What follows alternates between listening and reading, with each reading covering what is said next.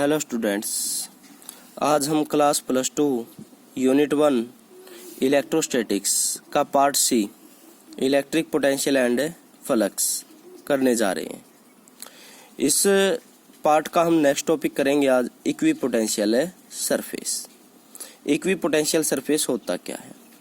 देखो क्या कहता है ये, an equipotential surface is that surface at every point of which electric potential is same.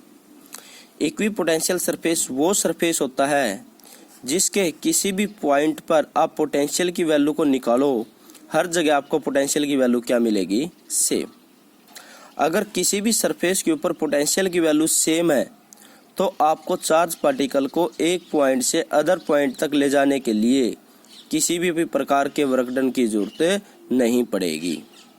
अगर आपको देखो, ये आपने क्या लिया, एक सरफेस लिया, ये आपके पास अगर ये सरफेस आपका कैसा है, इक्विपोटेंशियल है, तो इसके अंदर जितने भी ये पॉइंट्स है, इन पॉइंट पर कहीं भी आप उस चार्ज पार्टिकल के कारण पोटेंशियल की वैल्यू निकालो, हर जगह उस पॉइंट के कारण, उस पॉइंट पर हर जगह उस चार्ज पार्टिकल के कारण इक्विपोटेंशियल की वैल्यू क्या होगी? सेम होगी। अगर इस सरफेस के अंदर हर पॉइंट पर इक्विपोटेंशियल सरफेस की वैल्यू पोटेंशियल की वैल्यू अगर इस सरफेस के अंदर हर पॉइंट पर उस चार्ज के कारण पोटेंशियल की वैल्यू सेम होगी तो वो क्या कहलाएगा? इक्विपोटेंशियल सरफेस कहलाएगा। तो हम मान लेते हैं कि जैसे हमने यहाँ पर माना if point A and B lie on an equipotential surface, ये कहता है आपके पास कोई भी एक इक्विपोटेंशियल सरफेस है। जैसे आपने इक्विपोटेंशियल सरफेस माना, इसके अंदर ये कहता है दो पॉइंट है, एक पॉइंट ए है और एक पॉइंट क्या आपका बी है।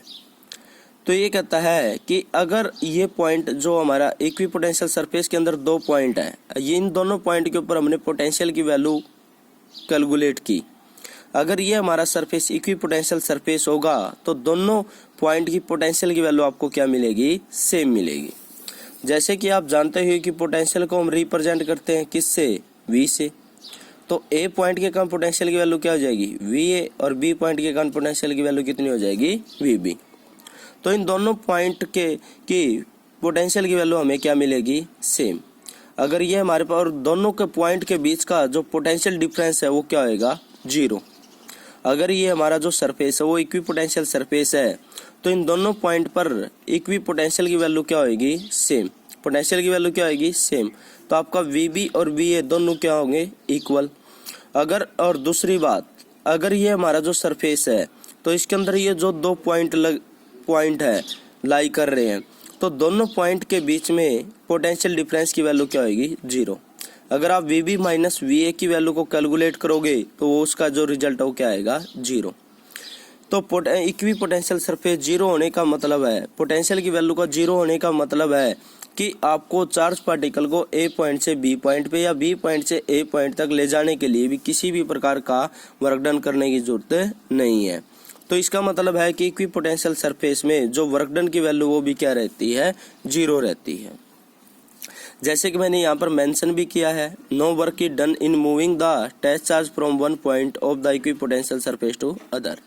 मतलब कि हमें क्या है, चार्ज पार्टिकल को एक पॉइंट से दूसरे पॉइंट तक ले जाने के लिए किसी भी प्रकार के वर्क डन की जरूरत नहीं पड़ेगी। दूसरा, हम मान लेते हैं कि हमारे पास दो पॉइंट है, ए क्या है, हम चाहते हैं हमारे पास एक यूनिट है चार्ज पार्टिकल है और उस चार्ज पार्टिकल को हम चाहते हैं इस इक्विपोटेंशियल सरफेस के अंदर डीएल डिस्टेंस तक मूव करना चाहते हैं। तो हमारे पास जो वर्क डन है वो हमने किसके इक्वल ले लिया? ई वेक्टर डॉट डीएल के। इन दोनों के बीच में डॉट प्रोडक्ट आओगे तो आपके पास क्या होगा? Cos theta. जैसे कि आपने पढ़ा है कि जो आपके वर्क डन की वैल्यू वो क्या रहेगी? जीरो। और वर्क डन की वैल्यू जीरो कब होगी? जब कोस थीटा क्या होगा आपका? जीरो।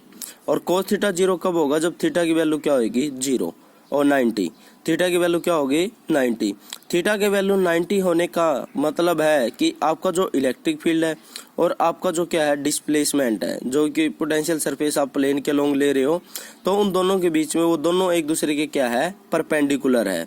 तो इससे हमें क्या है ये पता लगता है कि जो हमारा क्या है इक्विपोटेंशियल है सरफेस है और जो हमारे पास इलेक्ट्रिक फील्ड है वो एक दूसरे के क्या होते हैं?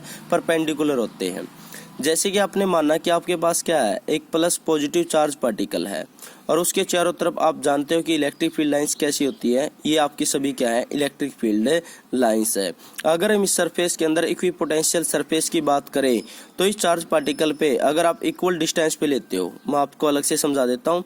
ये मान लो आपके पास प्लस क्या चार्ज है और इसके अंदर ये क्या है, इसकी इलेक्ट्रिक फील्ड लाइंस है।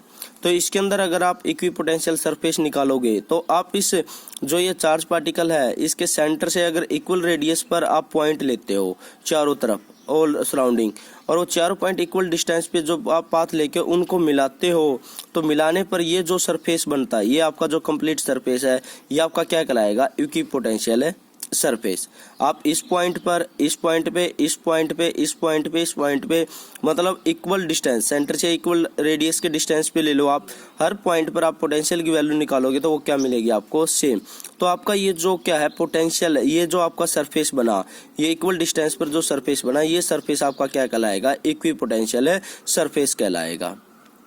ये फिर इससे आगे आप क्या है, इक्वल डिस्टेंस पर और क्या है, इक्वल डिस्टेंस पे फिर पॉइंट ले लो आप चारों तरफ, तो ये इस प्रकार इक्वल डिस्टेंस पे पॉइंट लेने पर जो ये आपका सरफेस बनेगा, ये सरफेस क्या कहलाएगा, इक्विपोटेंशियल सरफेस कहलाएगा।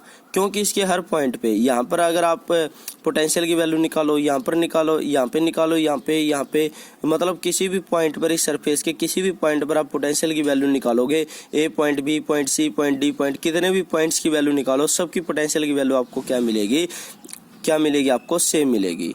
तो ये आपका जो ये कंप्लीट है, ये आपका क्या कहलाएगा, इक्विपोटेंशियल सरफेस, ये आपका इक्विपोटेंशियल सरफेस कहलाएगा।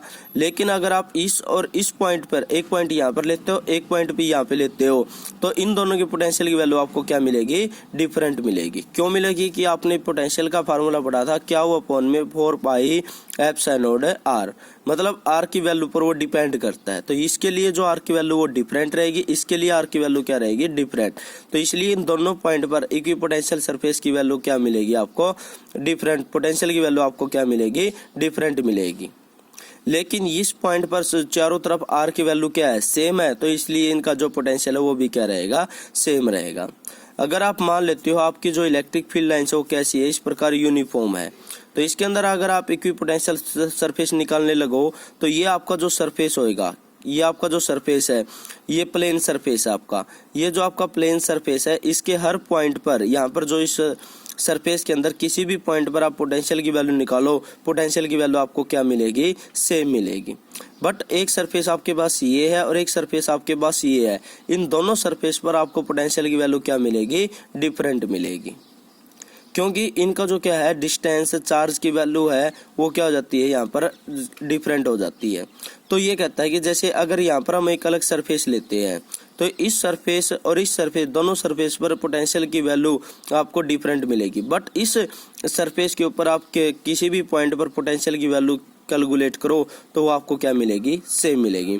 तो आपका ये जो सरफेस है ये क्या कहलाएगा, इक्विपोटेंशियल है सरफेस। दूसरी बात कि जो ऐसे कि आपने पढ़ा कि इलेक्ट्रिक फील्ड आपका क्या होता है, परपेंडिकुलर होता है, किसके, इक्विपोटेंशियल सरफेस के। तो ये आपके पास क्या है, प्लेन सरफेस है, और ये क्या है, प्लेन सरफेस है, और ये आपकी इलेक्ट्रिक फील्ड लाइंस है। तो ये आपका जो इक्विपोटेंशियल सरफेस है, ये जो इक्विपोटेंशियल सरफेस है वो क्या है, normal to the electric field. Normal to का मतलब है कि आपका जो क्या है इक्विपोटेंशियल सरफेस वो परपेंडिकुलर है, किसके परपेंडिकुलर है, इलेक्ट्रिक फील्ड लाइंस के या इलेक्ट्रिक फील्ड के। यहाँ भी देखो कि ये आपका इक्विपोटेंशियल सरफेस और ये इलेक्ट्रिक फील्ड लाइंस के क्या है, परपेंडिकुलर है। Okay student, thank you.